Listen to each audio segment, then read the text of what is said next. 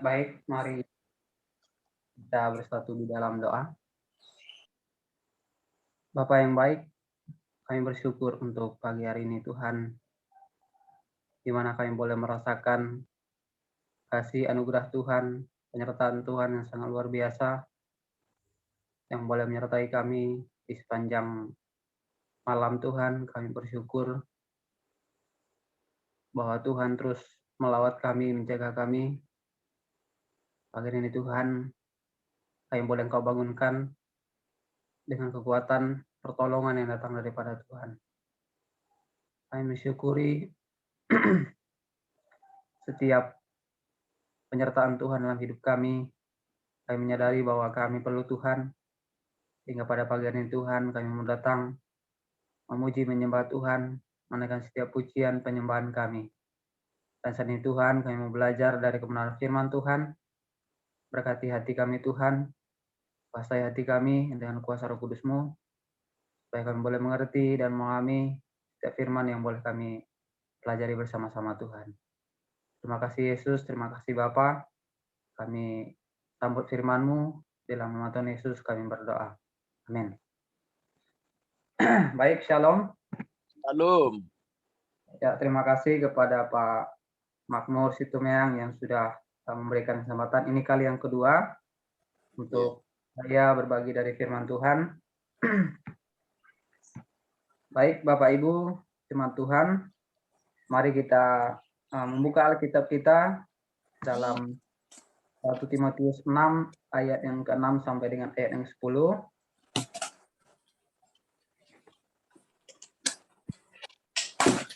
1 Timotius 6 ayat 6 sampai dengan ayat yang ke-10. Saya akan membacakannya untuk kita. Silakan Bapak Ibu, saudara-saudari untuk menyimak dalam kita masing-masing. Sini Lembaga Alkitab Indonesia menuliskan judul mengenai penyakit bersidat kata dan mengenai cinta uang. Ayat yang ke-6 mulai. Memang ibadah itu kalau disertai dengan rasa cukup memberi keuntungan besar. Sebab kita tidak membawa sesuatu apa ke dalam dunia, dan kita pun tidak dapat membawa apa-apa keluar. Asal ada makanan dan pakaian cukuplah. Tetapi mereka yang ingin kaya terjatuh dalam pencobaan, ke dalam jerat, dan ke dalam berbagai-bagai nafsu yang hampa dan yang mencelakakan, yang menenggelamkan manusia ke dalam keruntuhan dan kebinasaan. Karena akar segala kejahatan ialah cinta uang. Sebab oleh memburu uanglah beberapa orang telah menyimpang dari iman dan menyiksa dirinya dengan berbagai-bagai duka. Nah, Bapak Ibu, saudara yang dikasihi oleh Tuhan, hari ini kita mau belajar dari firman Tuhan. Saya mengangkat tema yaitu cinta yang berbahaya. Nah, Bapak Ibu, saudara yang dikasihi oleh Tuhan, ada salah seorang hamba Tuhan, dia berasal dari Denver. Nah, kalau sekarang Denver itu adalah ibu kota terbesar di negara bagian Colorado, yaitu Amerika Serikat. Nah, Charles ini berhasil dia membangun gereja terbesar di Colorado. Nah, namun pada tahun 1974, ia mengalami kebangkrutan. Nah, akibatnya ia dipecat dan mengalami pencobaan. Nah, singkat cerita, setelah diselidiki, masalah utamanya adalah ia melakukan kecurangan dalam keuangan. Nah, Bapak Ibu, saudara yang dikasihi oleh Tuhan, saya sangat terinspirasi sekali dengan satu kata yaitu dari Billy Graham yang mengatakan bahwa tidak ada salahnya manusia menguasai kekayaan, kesalahan terjadi ketika kekayaan menguasai manusia. Nah, Bapak Ibu saudara yang dikasihi oleh Tuhan, maka saya terinspirasi mengangkat satu tema yaitu cinta yang berbahaya, yaitu adalah cinta uang. Nah, mari kita lihat yang pertama, Bapak Ibu, supaya kita tidak terjatuh dalam cinta uang ini, mari kita lihat yang pertama yaitu belajarlah mencukupkan diri. Coba kalau kita perhatikan di dalam ayat yang ke-6 sampai dengan ayat yang ke-8, di sana dikatakan, memang ibadah itu memang ibadah itu kalau disertai dengan rasa cukup memberi keuntungan besar. Sebab kita tidak membawa sesuatu apa ke dalam dunia dan kita pun tidak dapat membawa keluar. Asal ada makanan dan pakaian yang cukuplah. Nah, Bapak Ibu sudah dikasih oleh Tuhan, mengapa kita harus belajar mencukupkan diri? Karena pada dasarnya kepuasan manusia itu kalau di dalam mata pelajaran fisika dia dikatakan tidak terhingga. Nah, yang artinya bahwa kepuasan manusia itu tidak akan pernah ada puasnya. Nah, Bapak Ibu saudara yang dikasihi oleh Tuhan, akibatnya kita tidak pernah merasa bahwa diri kita itu dipuaskan dengan apa yang kita inginkan. Nah, maka dari itu firman Tuhan hari ini mengajarkan kita untuk kita belajarlah mencukupkan diri. Nah, kita dengan jelas menyampaikan kepada kita, mengingatkan kepada kita, mari kita buka Pengkhotbah 5 ayat yang ke-9. Pengkhotbah 5 ayat yang ke-9.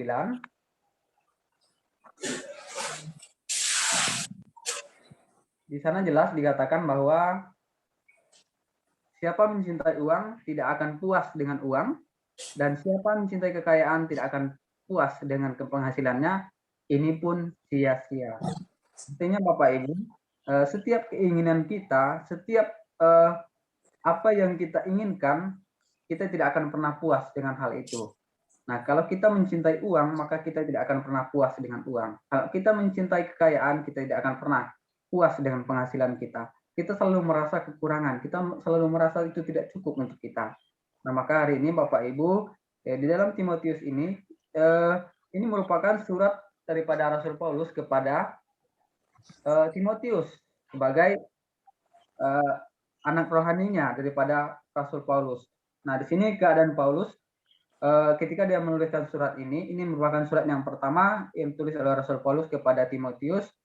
Dia sedang dalam penjara. Nah, sehingga dia menuliskan surat ini kepada Timotius, mengingatkan kepada Timotius supaya Timotius itu bisa belajar mencukupkan dirinya.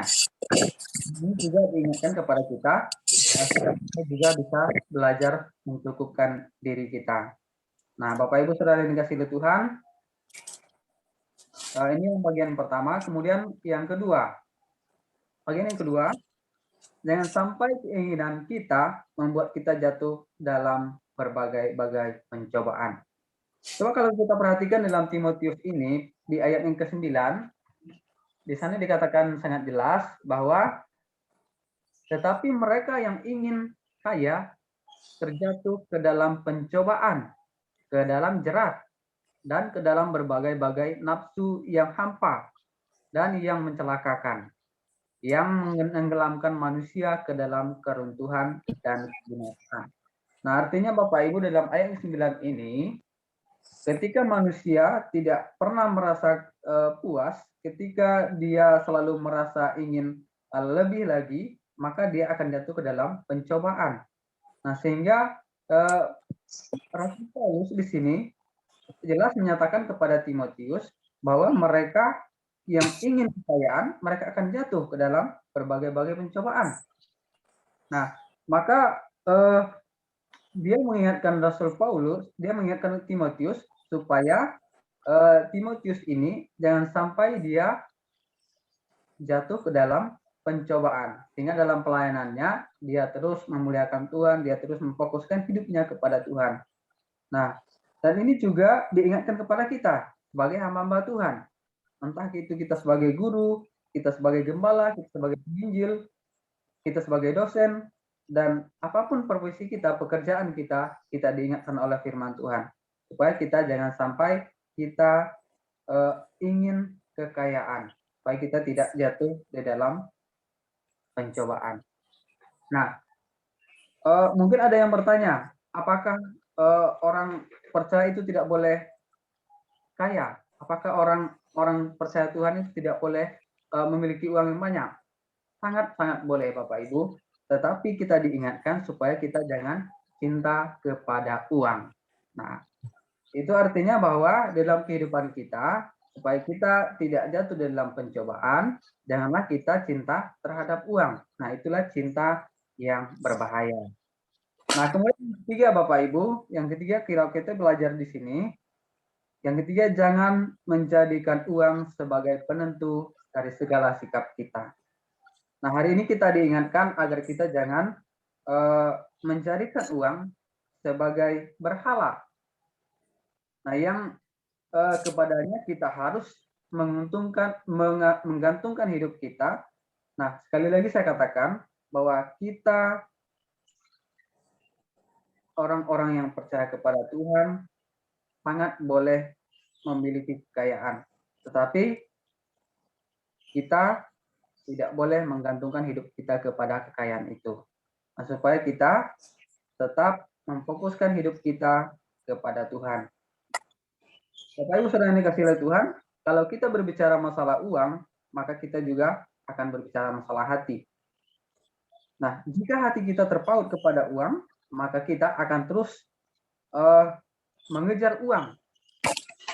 Tapi kalau kita memfokuskan hidup kita kepada Tuhan, maka kita akan terus mengejar Tuhan dan kebenarannya. Dan di sini kita Bapak Ibu diingatkan juga supaya kita jangan mensejajarkan uang dengan Tuhan, supaya tidak menjadi berhala dalam hidup kita. Nah, kalau kita mensejajarkan uang dengan Tuhan, maka Tuhan akan marah, Tuhan akan murka kepada kita. Nah, oleh sebab itu berkali-kali kita diingatkan di sini bahwa hati-hatilah kita dalam hidup kita sebagai orang-orang yang percaya, supaya kita jangan cinta terhadap uang. Nah, Alkitab dengan jelas, dengan keras di sini menyatakan bahwa cinta uang adalah akar segala kejahatan. Di ayat 10 ini jelas dikatakan bahwa ini perlu kita garis bawahi Bapak Ibu, bahwa di sini Alkitab tidak mengatakan bahwa akar dari segala kejahatan bukan uang, tetapi cinta uang. Nah, ini yang perlu kita garis bawahi, bahwa akar dari segala kejahatan adalah cinta uang, bukan uang. Nah, sehingga di sini kita juga sebagai orang percaya sangat diperbolehkan memiliki uang banyak, tetapi jangan sampai kita cinta uang. Karena kalau kita perhatikan di dalam Alkitab itu sangat jelas bahwa di sana dikatakan akar dari segala kejahatan adalah cinta uang. Nah, maka hari ini kita diingatkan oleh firman Tuhan, bukan hanya Bapak Ibu, tetapi juga saya diingatkan oleh firman Tuhan supaya kita, yang pertama kita belajar untuk mencukupkan diri kita, jangan sampai juga kita, yang kedua, jangan sampai keinginan membuat kita jatuh ke dalam berbagai-bagai pencobaan, kemudian yang ketiga, jangan jadikan uang sebagai penentu dari sikap kita. Hari ini kita diingatkan dengan suatu tema yaitu cinta yang berbahaya, yaitu cinta uang. Nah, uang memiliki sifat yang netral, bisa digunakan untuk hal-hal yang positif dan juga bisa digunakan untuk hal-hal yang negatif. Nah, tergantung uang itu berada di mana. Apakah ia berada di orang-orang yang mengenal Tuhan atau orang-orang yang tidak mengenal Tuhan. Nah, kalau dia berada di orang-orang yang mengenal Tuhan, maka itu akan digunakan untuk hal-hal yang positif. Nah, maka dari sebab itu Bapak Ibu, ketika kita memiliki uang banyak, maka pergunakanlah uang itu untuk memuliakan Tuhan dalam hidup kita. Kita hidup memang perlu uang, tetapi jangan sampai uang menguasai hati kita, menguasai pikiran kita. Kita sebagai orang percaya, mari kita tetap memfokuskan hati kita kepada Tuhan sebagai fokus utama kita, sebagai fokus hati kita yang paling utama, bukan produk atau fasilitas surgawi yang ada di dalam Tuhan. Supaya kita tetap hidup di dalam Tuhan, tidak menyimpang daripada firman Tuhan, tidak menyimpang daripada Tuhan, dan hidup kita tidak menjadi sia-sia. Karena di dalam pengkhotbah tadi dikatakan bahwa semua keinginan itu, uang dan segalanya akan menjadi sia-sia. Tetapi iman kita lah yang akan membawa kita masuk dalam hidup yang kekal. Amin. Amin. Mari itulah firman Tuhan yang boleh saya bagikan untuk pagi hari ini. Mari kita bersatu di dalam doa. Bapak yang baik, kami bersyukur untuk firman-Mu yang kami boleh pelajari bersama-sama. Hamba-Mu terbatas Tuhan untuk menyampaikan, menguraikan firman Tuhan ini. Tapi hamba percaya Roh Kudus yang dalam hati kami masing-masing akan terus menguraikan dalam hati kami sedetail-detail mungkin untuk kami boleh mengerti Tuhan. Terima kasih Bapa di surga, mampukan kami sebagai orang-orang percaya untuk kami tetap memfokuskan hidup kami kepada Tuhan, supaya kami mendapat kehidupan kekal yang ada di dalam Tuhan. Terima kasih Yesus, terima kasih Bapa, mampukan kami untuk kami tetap melayani Tuhan, mampukan kami di dalam pekerjaan pelayanan kami Tuhan, supaya kami tidak terjatuh dalam berbagai-bagai pencobaan, sehingga kami terus memuliakan Tuhan dengan hidup kami Tuhan. Terima kasih Bapa surga, inilah firman Tuhan yang boleh hamba bagikan, biarlah Tuhan firman ini boleh menjadi rema bagi hidup kami Tuhan. Terima kasih Yesus, terima kasih Bapa. Di dalam nama Tuhan Yesus kami bersyukur dan berdoa. Amin.